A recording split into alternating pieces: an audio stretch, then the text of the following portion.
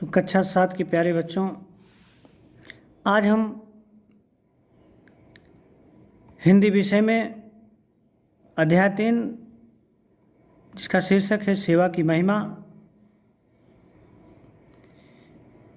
जिसके लेखक यशपाल जैन जी हैं। यह एक प्रकार का लेख है और इस लेख में सेवा की महिमा को अनेक उदाहरणों द्वारा अत्यंत कौशल से उन्होंने वर्णित किया है। सेवक की तुलना उन्होंने लेखक ने पारसमणि से की है, जिसके संपर्क में आकर आक्रमण व्यक्ति भी सेवा भाव से भर उठता है। तो बच्चों, आइए उनके द्वारा लिखे गए इस लेख को पढ़ते हैं और समझने का प्रयास करते हैं कि इसमें क्या उन्होंने बताया है। तो देखिए, शुरू किया जाए। रविंद्रनाथ ठाकुर की एक रचना बड़ी ही सीख देने वाली है।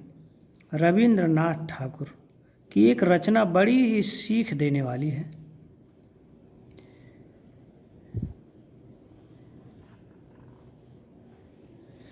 एक आदमी को रात में सपने में भगवान दिखाई दिए। उन्होंने उससे कहा कि जाओ, अमुक जगह पर एक साधु रहता है, उससे मिलो, उसके पास एक हीरा है, उसे ले लो। उस आदमी को लगा कि भगवान की बात सही हो सकती है। सो अगले दिन उसने सवेरे उठकर उनके बताए स्थान पर साधु की खोज की। संयोग से साधु मिल गया। उसने उन्हें सपने में भगवान के दर्शन देने और उनसे मिलकर हीरा लेने की बात बताई। साधु ने कहा, हाँ ठीक है, जाओ, वहाँ नदी के किनारे पेड़ के नीचे हीरा पड़ा है, उसे ले लो। आदमी वहाँ गया। उसके अचरज की सीमा न रही जब उसने देखा कि पेड़ के नीचे सचमुच बड़ा कीमती हीरा पड़ा है। उसने हीरे को उठा लिया। खुशी से उसका दिल नाचने लगा। अचानक उस आदमी के मन में एक विचार पैदा हुआ कि साधु ने इसे यूं ही क्यों डाल रखा है, जरूर उसके पास इस हीरे से भी मूल्यवान कोई चीज़ है, जिसने ऐसी अनमोल चीज़ को मिट्टी की मोल बना दिया है। यह हीरा तो आज है, कल नहीं। मुझे वही चीज़ प्राप्त करनी चाहिए जो हीरे को भी ठीकरा कर देती है। इतना सोच उसने हीरे को नदी में फेंक दिया और साधु के पास चला गया। यह घटना कवि के दिमाग की कोरी कल्पना नहीं है, इसमें बहुत बड़ी सच्चाई है। जिसके पास धन से भी कीमती कोई चीज़ दूसरी चीज़ होती है, उसे धन फीका लगता है। किसी बुद्धिमान ने ठीक ही लिखा है कि जिसके पास केवल धन है, उससे बढ़कर गरीब और कोई नहीं है।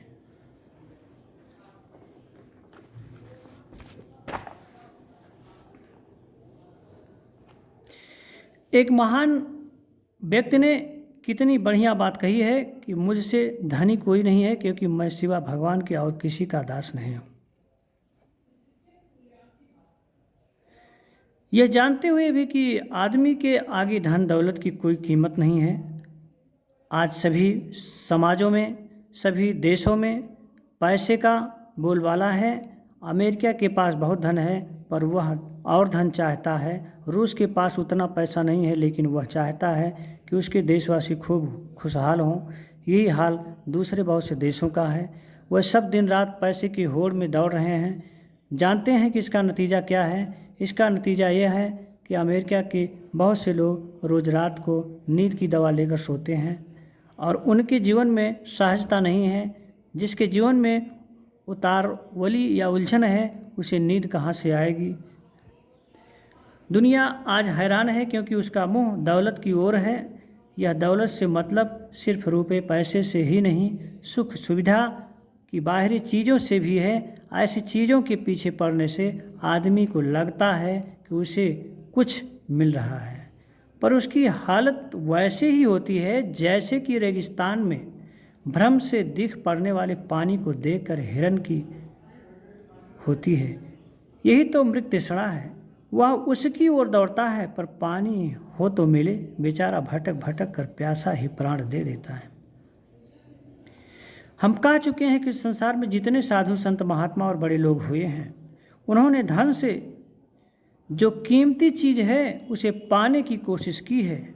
उन्होंने अपनी आत्मा को ऊंचा उठाया है, अपनी बुराइयों को दूर करने का प्रयत्न किया है और अपने सामने सदा ऊंचा उद्देश्य रखा है।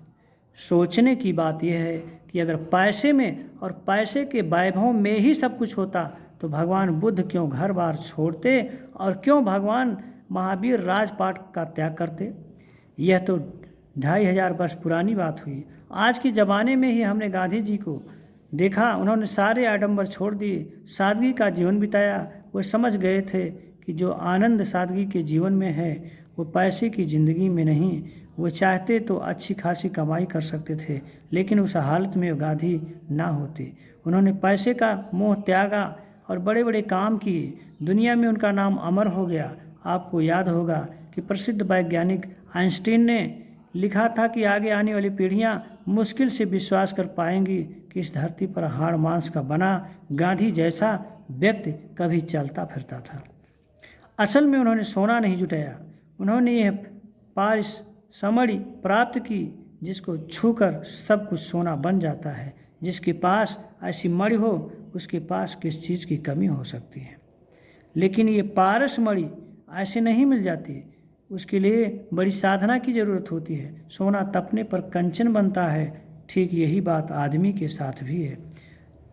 हमारे धर्म ग्रंथों में कहा गया है कि इस दुनिया में सबसे दुर्लभ आदमी का शरीर है। सारे प्राणियों में आदमी को ऊंचा माना गया है और वह इसलिए कि आदमी के पास बुद्धि है, विवेक है। संसार में जितनी इजादें हुई हैं सब बुद्धि की जोर पर हुई हैं। आप सवेरे दिल्ली में नाश्ता करके चलते हैं और दोपहर का खाना मास्को में खा लेते हैं।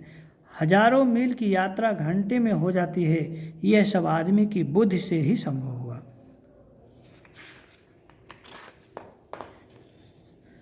बच्चों,